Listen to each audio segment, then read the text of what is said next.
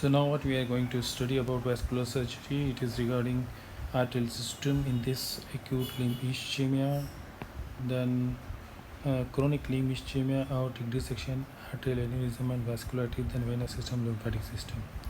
So coming to acute limb ischemia, the acute limb ischemia is an acute as name suggests is defined as sudden. It is sudden decrease in perfusion of the limb perfusion that threatens the viability of the limb, that is causing embolus. The causes may be embolus, thrombosis, trauma, compartment. Embolus is there is sudden history, loss of embolism from somewhere, maybe atrial fibrillation.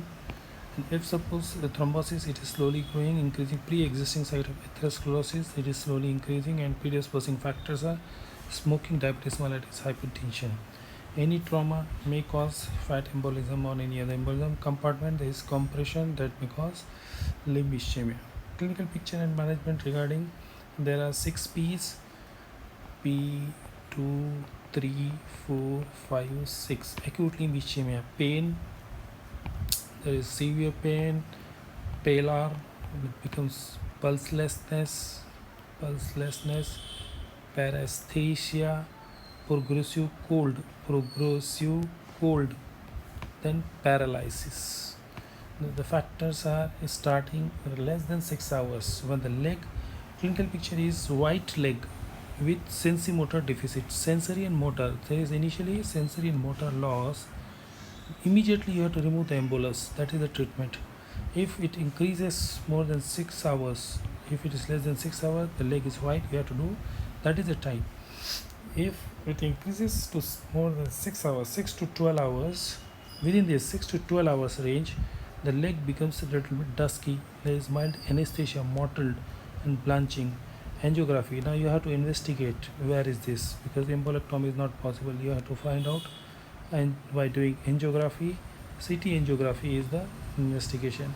If it is more than 12 hours and it has reached to 1 day, there is fixed mottling, then you have to go for amputation. Basically, there you are delayed, you have to go for removal of the part. Role of thrombolysis. When you are going, you can go for thrombolysis intra-arterial. You have to put thrombolytic agents inside the arteries is better than systemic. You have to put the catheter inside and thrombolyze that specific site, mainly indicated in case of acute on top of chronic. If there is chronic thrombosis, but it is converting into an acute, so you have to do it. Avoid if there are contradictions. Pulmonary fasciotomy should be considered if time between onset and intervention exceeds fasciotomy. So this was about acute. Now coming to chronic ischemia. The risk factors for the chronic ischemia are smoking, diabetes mellitus, hypertension. Chronically person is smoking, diabetes there, smoking, diabetes mellitus, hypertension, increased lipids, lipidemia, old age, so they causes increased level of cholesterol. Physical activity is there. Chronic ischemia plus impotence. Risk factors. Clinical picture of the chronic limb ischemia depends on severity, how it is increasing. One of the earliest symptoms is claudication. When you walk, you get a pain. Symptoms include tissue loss and gangrene. What is claudication? It is cramping like pain in the calf locations. You see, calf, thigh, buttocks. After walking a fixed distance, it's not rest pain, it is claudication. When you walk, if you do exercise, or when you relieve, it is relieved by the rest. When you take the rest, within minutes it goes down. You can detect the level of chronic ischemia from the level of claudication. Where is the claudication? Where you are getting the pain? If you are getting pain in the calf muscles, so when you see, this is a thigh and this is a calf and there are buttocks. So if you get pain in the calf, so what happens? You can get detect. So calf muscles, level of chronic ischemia and the level of claudication.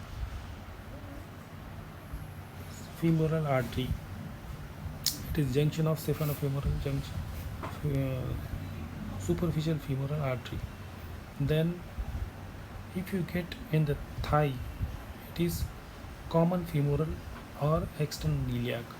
Level of distribution from here, it is like this: common iliac, external iliac, internal iliac, and common iliac, external iliac goes down to femoral artery, At this, you get division at the level of into superficial femoral, deep femoral. So if you get here, it is superficial femoral artery, SFA, superficial femoral artery. If you get pain in the thigh, you get it is common femoral artery, or external iliac artery, higher level. If it is in the buttocks, the pain will be autoiliac, AI. Investigation, clinical examination. Clinically, you have to see why is the pain, pulsations, peripheral pulses. Then you have to go for ankle brachial index, ankle brachial pressure. This is ankle is above, brachial is below, and blood pressure is measured. And this normally ankle and brachial has to be equal. If ankle is if ankle pressure is less above this and brachial pressure is more, that is going to decrease the index. Duplex ultrasound, you have to put a probe on this and measure by ultrasound.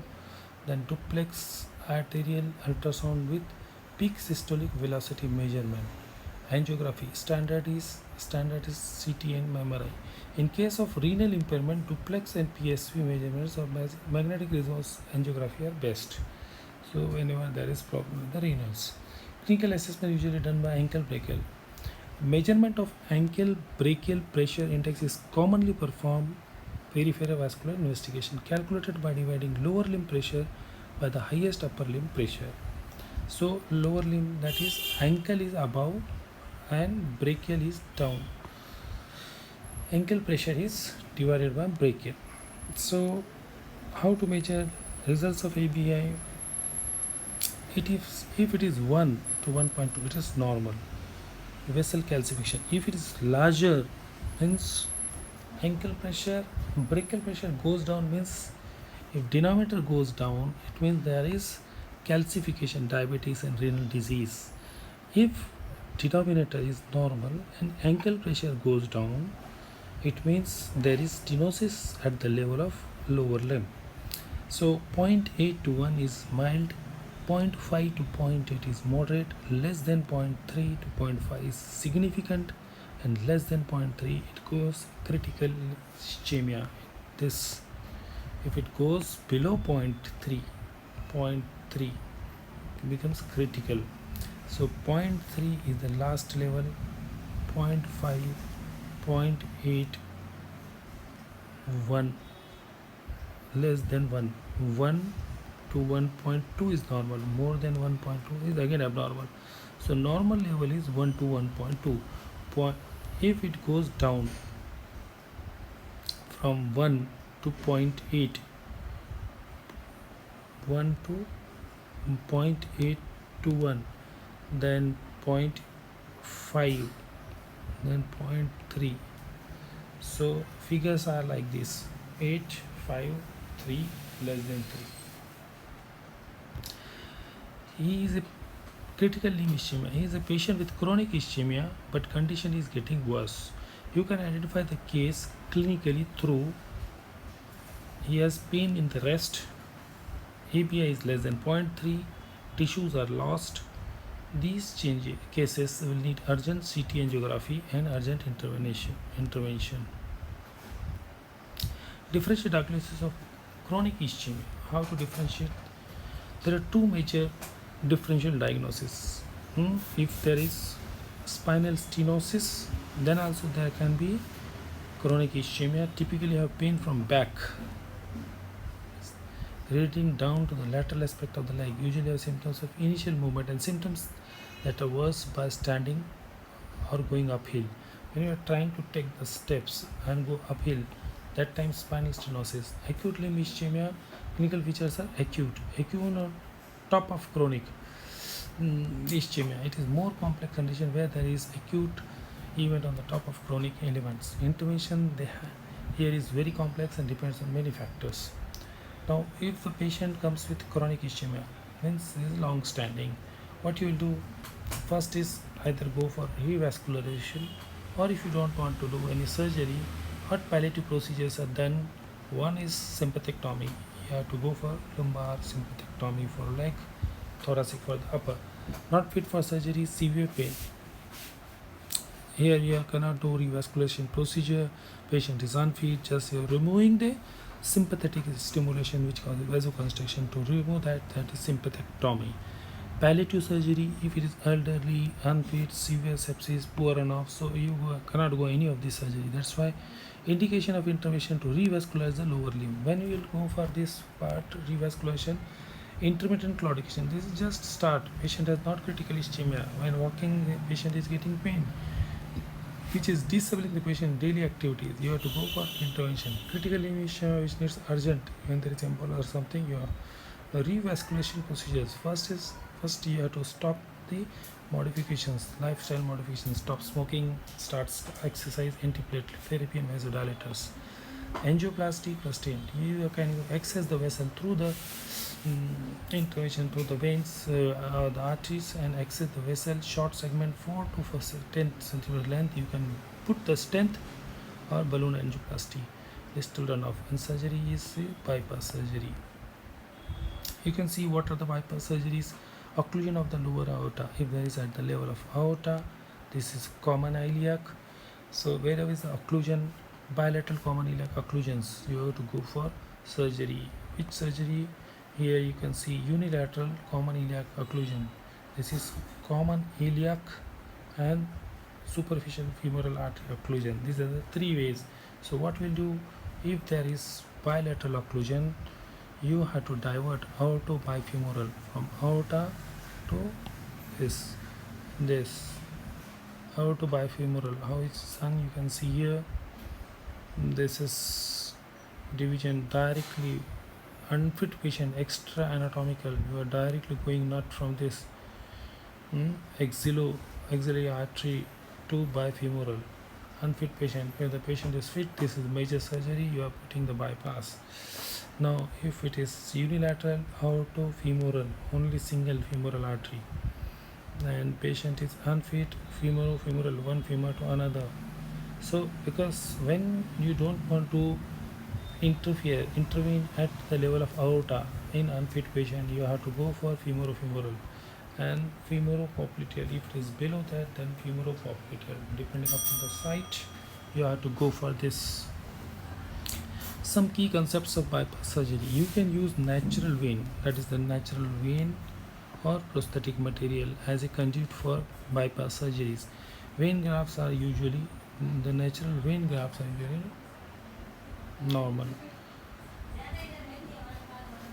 Polytetrafluoroethylene (PTFE) is best to use from of prosthetic ones. After bypass, neointimal hyperplasia.